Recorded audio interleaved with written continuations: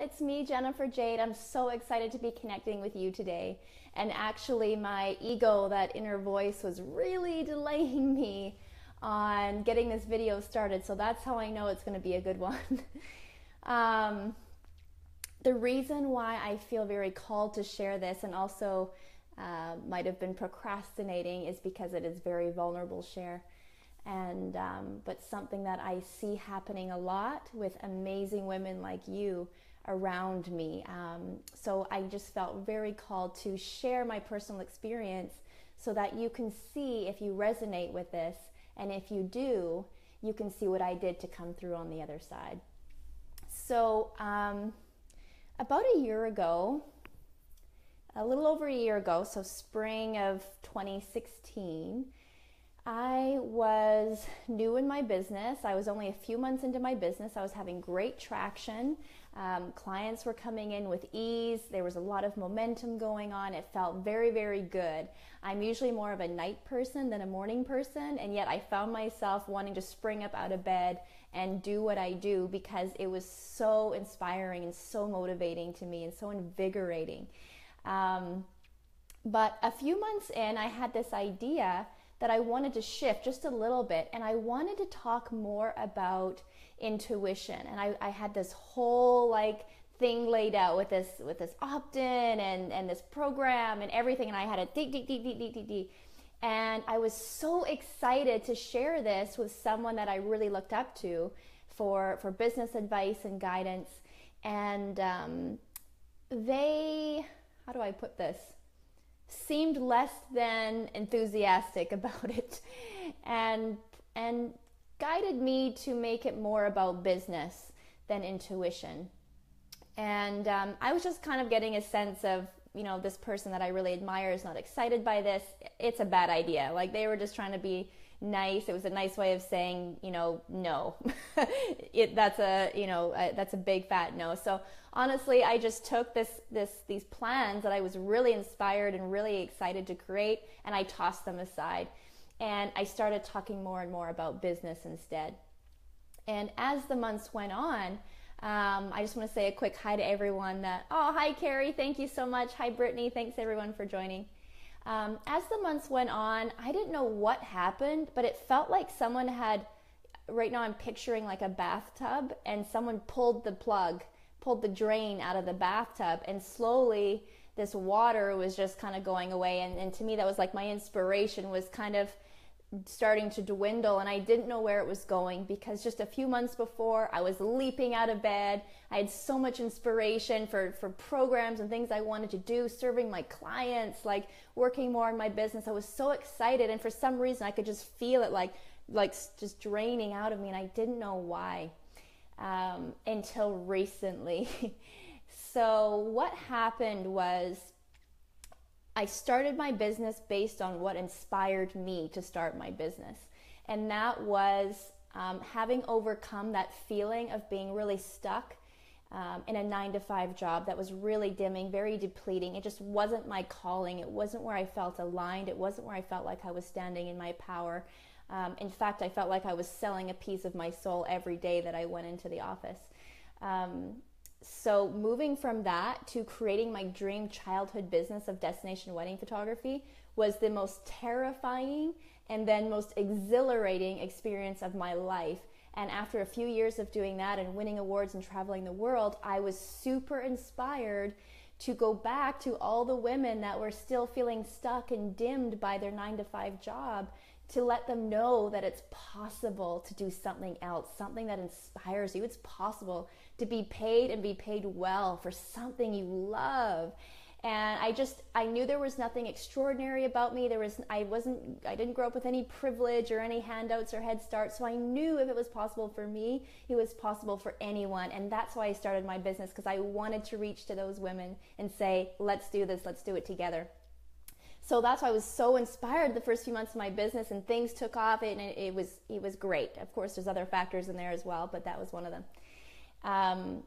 But then I started shifting into what other people were asking of me, and what they expected from me, and what they wanted from me. And they started, once my first, dozen clients were able to grasp what their message is and what their purpose is, then they started asking me for business advice.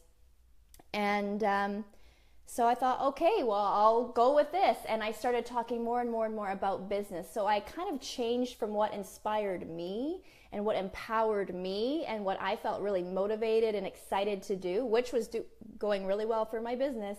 And I, without realizing it, I shifted into what everyone else wanted from me.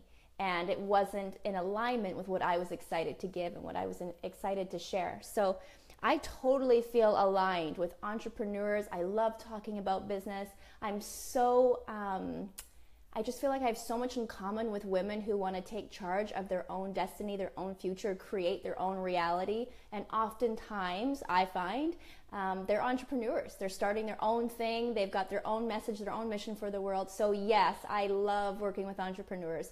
What I started doing that I didn't love was talking about Facebook ads and talking about all the masculine structures and systems, and I thought that's what people wanted from me, so that's what I did.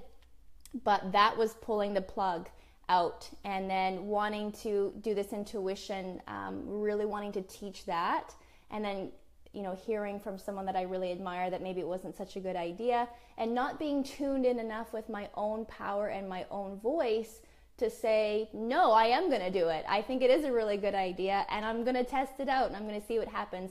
Instead, I was disconnected from that time, or I allowed other people to have more influence on me than my own inner guide had with me. So that was my mistake. It wasn't anyone else's mistake. Anyone else has just always done what they thought was best for me, giving their best advice, doing their best, and that is amazing, and I'm so grateful for that. But what I'm saying is, in hindsight, I should have listened to myself. I'm so grateful for guidance and having people teach me what they've been through and everything like that has helped me propel my business and my dreams 10 times, 100 times faster than if I was just fiddling around trying to figure everything out on my own. But the missing piece was I needed to funnel this advice and this guidance through my own soul, my own inner GPS, my own intuition. And I didn't do that. And that's where I went wrong. That's where I fell short. So what I really feel called to share now, and funnily enough, it's the same thing that was from a year ago, but now it's just even more powerful in my heart to share, is how you can connect to your own intuition, to your own inner guide, to your own inner compass, your own inner GPS. We all have guidance. And this is not just about, I used to think anyways that my intuition would only kick in. I'd get these nudges if it was about to save me from a car accident, or if I was about to make this really big, bad decision. And that's when your intuition would kick in.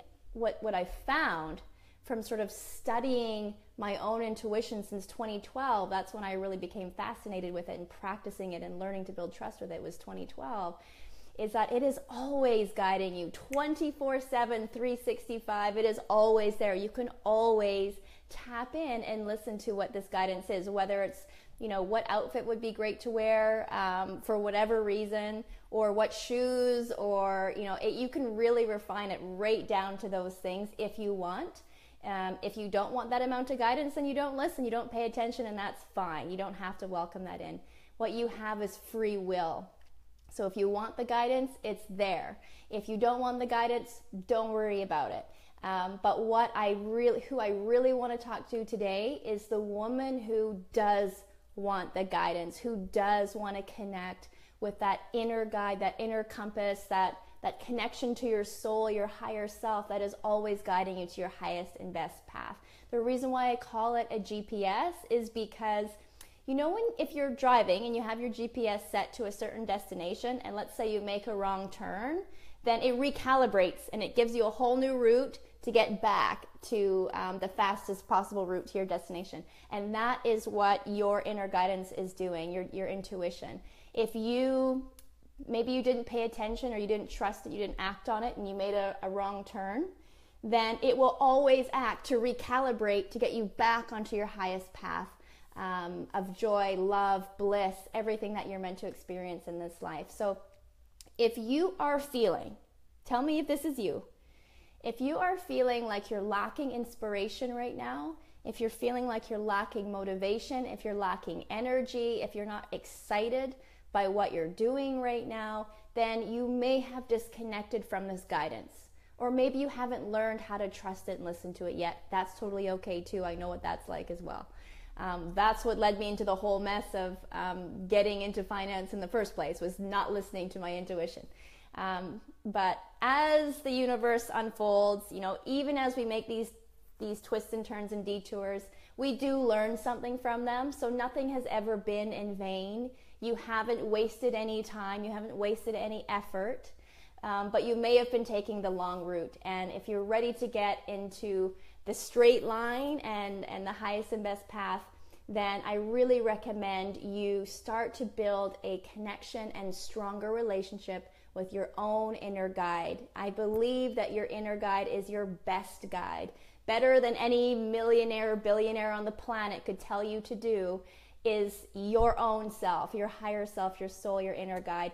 So that's what I'm on a mission to teach right now for the present. I did put a link in the description of this video if you would like to take a quiz to discover what your unique intuition language is. There's 4 main ones. There's about 5 or 6 or 7 total, but there's 4 main ones of how your intuition is actually trying to communicate with you 24/7. And this will help you understand which way your intuition is trying to speak to you specifically, and how you can start to strengthen and deepen that connection so that you can get on the faster path, the more aligned path, the more straight line path to what you want. So I hope this helps. Thank you for allowing me the time and space to share. The link is in the description if you'd like to take the quiz to find more out about your own intuition. I hope this serves you. I hope this sheds more light on your path. That is the whole reason I do this. I love you, and I'll see you soon.